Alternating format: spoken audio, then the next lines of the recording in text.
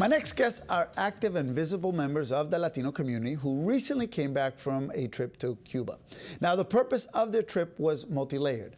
For restaurant owners Hector and Nivia Pina, one of their main objectives was to bring back creative ideas for the grand opening of their third restaurant, Dona Habana, which will feature authentic Cuban cuisine and culture. Now, they also own Merengue Restaurant in Roxbury, which offers delicious Dominican food. I am a witness to that. And Mexicantes Restaurant in the South End, which focuses on scrumptious Puerto Rican cuisine. And of course, for former Vice Mayor of Cambridge, Dennis Benzan, it was actually a little different. He took his family in what he called an amazing journey into history. To tell us more about their experience, let's hear from our three guests. Welcome to Revista Hispana, Hector, Nivia, and Dennis. Welcome. Hola. Muy bien. Qué bueno, gracias. Right away, la guayabera. Yeah, he said Oh, you yes. have to wear that. I have to wear a guayabera if you're going to talk about Cuba. That's right. And I really love guayaberas. And guayaberas, for those who don't know, like our director, John Holbrook, that is the typical Cuban apparel. Exactly. And it's even considered like a formal wear. Right. So you go to any formal event with a guayabera. And you're good. And you're good. And you're good. Good. So you guys went to Cuba, right? And I know, Dennis, you thought it was an amazing trip for history and you went with your children. But what was your impression? Well, I mean, there's so much, but if you can really condense it, what are some of the words that you've been using to friends and family to describe the experience? Well, so a lot of people ask me, and how you describe Cuba? And it came to me, what I say is like a beautiful woman without makeup. Ooh, that's a great way. Yes. I know exactly what he means. How do you? I will say it's magical. When you walk around Havana, you just forget about everything, and everything is so raw and beautiful, and just, you know, you just don't need anything just to be there. It's amazing to be there. Now, for you, you went with your family, so you and I grew up together. So you kind of you had some ideas. You have a Cuban American friends, so I would imagine that just getting there was very emotional, even for you. It was incredibly emotional to me, and even to my kids. I mean, it's first of all the love that you feel when you go to the island, the hospitality. The resourcefulness of the people who don't have as much as we have. The beauty of the island is spectacular. And, you know, the architecture, the buildings, and you can, you know, if you try to think back 50 years ago, 60 years ago, you see these fabulous buildings and you see people living in these buildings that are now, many of them are in ruins. And so it was just incredible. Yeah, this photo of El Malecón, I actually showed my dad, and it was emotional for him because you're right. You know, it's kind of like stopped in time, and there's been no renovation to a lot of these stuff. So you can see, like you said, the woman without the makeup, right? Imagine if it had a little bit of paint, a little bit of cleanup, a little bit of upkeep. It would be amazing, right? But it's amazing to see how the resilience of the Cuban people and how creative they are. I mean, they got a little bit of everything, but in the Cuban way.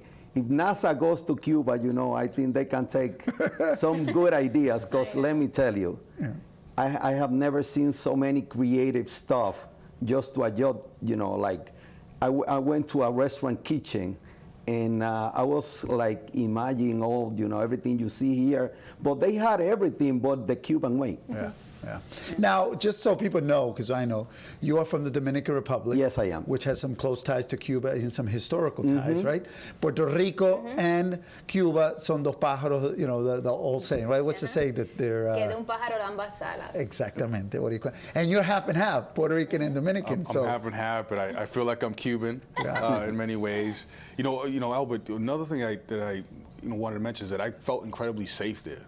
You know, my kids, we could walk down the street, and you know, we were always confronted with peace, and and you know, the family that we stayed with, the gentleman that lived in the house, you know, served in the Cuban military. He fought in Angola, so the history is in many ways has been untold, and for us to be there and hear the stories, you know, one-on-one was really fascinating. Now, I want to, you guys had obviously come back, and then you come back, and you've been here now for a little month. Now you see this past week, Obama and the historic speech, a lot of, you know, mixed emotions in the beginning from many in the Cuban American community. But watching Obama this week, what was your initial kind of thoughts and perspective on it? So let me tell you this, for Nivia and I, it's our second trip to Cuba. We went, the first time we went in 2013, and not a lot, we didn't tell a lot of people because I didn't want it to offend so many close friends that I have in the, as Cuban dissidents. And I do have friends on both sides of the aisle, so I didn't want it to offend them. And then it was like a year after that we started talking that we went to Cuba. Mm-hmm. So it was our second trip. Yeah. Did you see any difference? Even I know it's a short time. Totally. Really?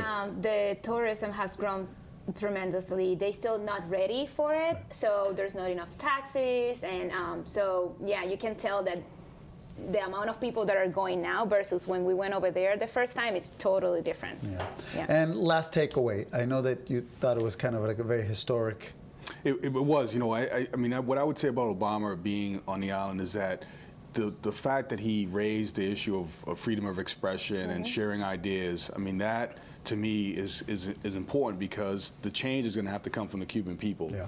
And they're ready for the change. And so we have to support them because the Cuban people are just like you and I here. You know, they just want to be able to eat. They want a place to live. And, you know, the other aspect of society that was important and really fascinating was the art community. You know, we went to the Fábrica de Arte y Cultura mm-hmm. Cubana, which was it was a club, it was a bar, it was an art gallery. Mm-hmm. Now, just for perspective, how long were you guys there for? 7 days. 7 days. Yeah. So you saw a lot in 7 days. Yeah. All right, guys. Really appreciate. When is the restaurant opening? I would say end of May or middle of June. Okay, so we got to try it out. Okay, yes. All right. Thank you for coming by, and I'll look for that classic car that he's buying, 1957. Thank you for coming by. Beautiful Guayabera. All right. When we come back, how does life along the northern border affect artists and writers? We'll find that next, right here on Revista Hispana.